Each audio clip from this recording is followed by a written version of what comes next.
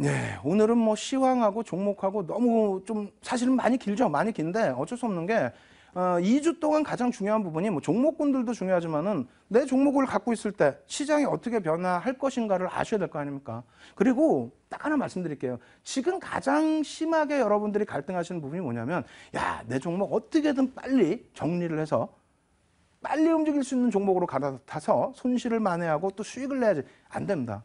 내동매매 하지 마시고요. 내 종목이 제일 안 좋다고 생각할 때 남들은 가격적인 메리트가 있네라고 판단할 거예요. 왜? 여러분들이 접근하신 종목 그냥 접근하시지 않았을 거 아닙니까? 분석하시고 좋다라고 생각하시고 접근했기 때문에 그러한 종목군들 지금 전체 시장이 눌려서 있는 것이기 때문에 만에 하나 여러분들이 손절매를 단행하신다 할지라도 기술적 분석에서는 되돌림 구간이라는 게 있습니다. 그것을 활용해서 움직이셔야지. 지금 뭐 예를 들면 투매가 나타났다. 그럼 투매 구간에 같이 매매하시는 거는 내동매매뿐이 안 됩니다. 아시겠죠? 오늘 그랜빌의 매매 원칙 4법칙이 그러한 내용들이 일부 포함되어 있어요. 그래서 투매가 나왔건 혹은 이상급등이 나왔건 그러한 이격도가 발생됐을 때는 조정을 해야 된다라는 부분을 설명을 드릴 텐데 그것을 잘 놓고 해석하시면서 앞으로 여러분들 바로 내일부터입니다. 바로 내일부터 여러분들 종목에 대한 전략도 잘 현명하게 좀 대처하시기를 원해드립니다. 자, 화면 보면서 설명드릴게요. 그랜빌의 매매법칙 4법칙 어떤 기준이 있는지 한번 보시면요. 일단은 상승 추세가 지속돼야 돼요. 이동평균선 기준에서는 상승 추세가 지속돼야 되고 주가 부분은 이동평균선을 이제 어찌됐건 바닥에서부터 통과를 해야 되겠죠. 돌파를 한 이후에 추가 급등이 나왔다. 근데 여기에서는 뭐 추가 급등입니다. 폭등이에요. 그렇게 나왔을 때는 오히려 매도다. 이격도가 크게 발생되고 과도한 오버슈팅이기 때문에 매도다라는 내용입니다. 근데 그림으로 놓고 보면 이렇게 그려져 있어요. 계속 제가 이제 그랜빌의 매매법칙 갖고 나오면서 교과서적인 부분의 교재에서의 예제 부분, 이건 좀 많이 그림이 많이 잘못됐습니다라고 꼭 한 말씀을 드리는데 이것도 굉장히 잘못되어 있어요.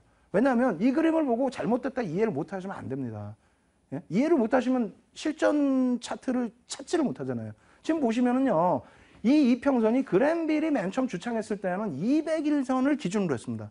근데 지금은 시대가 바뀌어서 이제 21선 정도를 기준으로 해요. 그럼 21선 기준으로 해놓고 주가가 이렇게 움직였는데 이게 종가선 차트라고 하면은 꺾은 부분 자체가 어차피 종가일 거 아닙니까? 종가. 예? 중간중간이 될 수도 있고. 근데 주가가 이렇게 빠지고 이렇게 빠졌는데 이게 상승 추세 나올 수 있어요? 말이 안 되죠? 그럼 이런 예제를 찾으려다 보니까 예제가 없고 포기하시게 되죠. 공부를. 그리고 이렇게 해서 공부를 해서 자격증을 따신 분들은 어떻게 되겠어요? 제대로 분석이 안 나오죠. 그래서 그림을 바꿔드립니다. 어떻게 바꿔드리냐면 이게 맞는 그림이에요. 이게. 그래서 상승 추세에서 주가가 이제 올라오고요. 물론 여기서 뭐 꺾어져 내려왔을 수도 있고 계속 추세 상승을 이어갔을 수도 있겠죠. 어찌됐건 이 상태의 이평에서 어느 한순간에 과도하게 급등이 나왔다는 겁니다. 그렇게 되면 사실 이평선도 급격하게 쫓아 올라오는 경향이 있어요. 그래서 이평선의 기준에서는요. 추세 부분이 관성의 법칙과 회귀의 법칙을 같이 이용을 한 거예요. 관성 쭉 뻗어나가는 흐름과 회귀, 이평선으로 주가가 회귀하는 법칙의 기준인데 여기서는 이제 뭐 화살표를 이렇게 그려놨습니다만 실질적으로는 뭐 급히 올라갔을 때 급히 조정이 나오는 경우도 있고 혹은 이평선이 급하게 쫓아오르는 경우도 있습니다. 또 기간 조정을 통해서 가격은 크게 안 눌리지만 옆으로 횡보하면서 이 두 개를 붙여놓는 경우가 있어요. 결론적으로는 여기서 주창하는 바는 단기적으로 이격이 크게 났을 때는 고점 인식을 잡자라는 겁니다. 매수 구간은 반대 해석이 나오겠죠. 일단 매도 구간에서의 예제를 보여드리겠습니다. 일단 뭐 LG상사의 일봉인데 이렇게 보면은 21선 기울기가 그렇게 뭐 가파르진 않습니다만 장대 양봉 나오고 나서 어찌됐건 대형주 기준, 뭐 소형주가 막 날아가는 건 어쩔 수 없겠죠. 근데 뭐 대형주 기준에서는 이렇게 장대 양봉이 나온 이후에 이격이 크게 발생되면 횡보 내지는 뭐 가격 조정이 와서 이 이평선과의 이격을 줄인다. 그 내용이 중요한 부분이고요. 여기서도 마찬가지입니다. 장대 양봉이 나온 이후에 이 이격을 줄이기 위해서 주가가 이제 내려온 부분이죠. 여기서는 횡보의 기준이 되겠고요.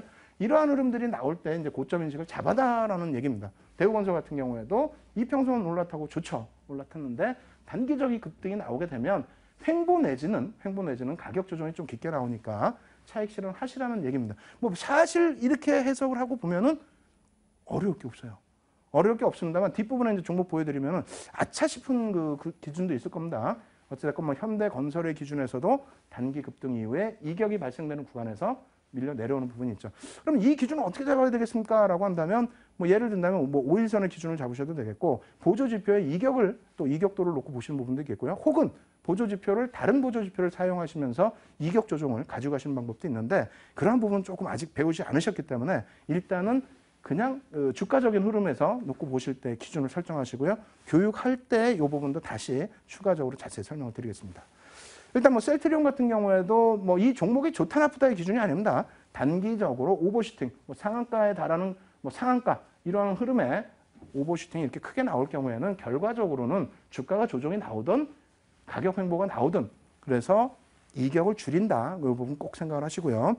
가장 최근에 이제 그 종목입니다. 이 오늘까지 기준에서 종목이기 때문에 일부러 종목명을 안 넣었어요. 괜히 이제 또 이 부분에 대해서 내동매매를 하시거나 하실 수 있기 때문에 종목명을 안 넣었습니다만 이렇게 흘러가다가 어떻게 됩니까? 대형주예요. 대형주인데 장대 양봉이 2개 연속 나오게 됐을 때에 뭐 상승률 자체가 뭐 10% 혹은 뭐 상한가 이런 식으로 진입됐을 때 결론적으로는 이격을 줄이는 흐름이 나올 수밖에 없다라는 거고요. 같은 그 계열사입니다. 같은 그룹의 계열사인데 뭐 어제 오늘 뭐 또 지난주 후반까지 해서 굉장히 그 탄력적인 흐름이 나왔어요. 이 종목 같은 경우에도 어제 뭐 상한가 수준에서부터 해서 오늘 또 장중에 7% 상승이 나왔다가 이제 결국은 마이너스 3%로 끝났는데 이격이 이렇게 크게 발생되면은 역시 조정이 나올 수밖에 없다는 거고요.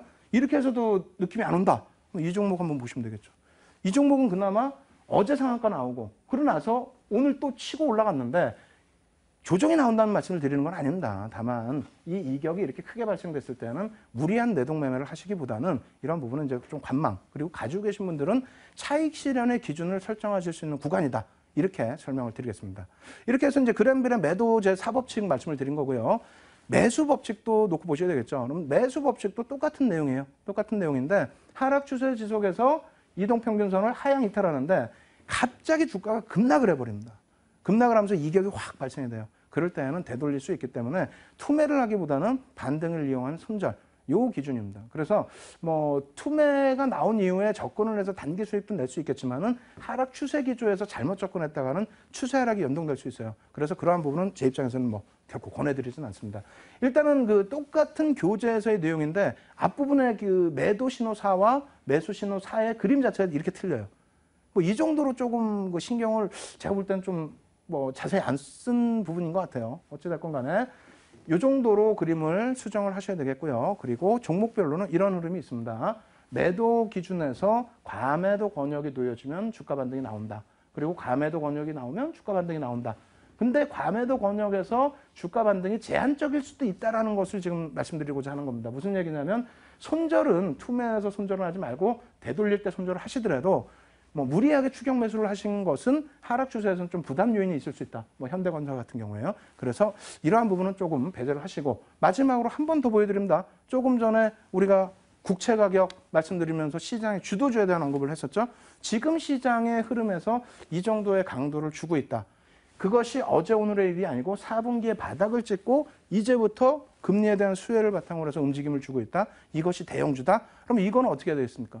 이 종목을 꼭 편입하시다 그런 얘기가 아니고 이러한 업종에 대한 공부 또 왜 이런 흐름이 나올까? 앞으로 주도주가 될까? 이러한 부분에 대해서 여러분들이 공부를 하셔야 되기 때문에 어떻게 한다고요? 오늘 20, 30다. 저 이거 끝나자마자 막 죽어라고 뛰어갈 거예요. 예? 죽어라고 뛰어가서 여러분들 교육방송, 야간 무료방송 또 지금 유럽의 변동성 부분에 대한 해석, 또 국채에 대한 해석 이러한 부분들 더 첨삭지도 해드릴 테니까 많이 참가하십시오. 많이 참여하셔서 여러분들께서는 어떻게 합니까? 좋은 내용들 여러분들 것으로 만드셔야 될 겁니다. 아시겠죠? 그렇게 놓고 이해를 하시고요. 그리고 이 부분 뭐 조금 더 이 종목에 대해서 한번 설명을 드려볼게요. 지금 그 여러분들이 놓고 보실 때 장기 하락 추세 기준으로도 해석을 하실 수가 있겠죠. 10월부터의 흐름입니다. 그래서 10월에 처음에 이제 좀 움직임을 줬었고요. 그러고 나서 이제 고점에서부터 쭉 밀려 내려올 때 일반적으로 이제 이러한 종목은 추세 부분에 대한 해석을 많이 해요. 아무래도. 그래서 대형주는 제가 한 가지만 강조를 드린다면 대형주 기준에서는요. 추세가 이탈됐다고 해서 급격하게 깨져 내려가지는 않습니다. 아시겠죠? 그래서 이러한 부분은 업황이나 여러 가지 내용들을 함께 보셔야 된다라고 말씀을 드리겠습니다. 아시겠죠? 한 주간 쉬었기 때문에 내용이 더 많아졌습니다. 더 힘들어졌습니다. 여러분들 잘 정리하시고 그리고 교육교재 꼭 다운받으셔가지고 꼭 여러분들 걸로 만드십시오. 그리고 어려운 시장에서 꼭 힘내시기 바랍니다.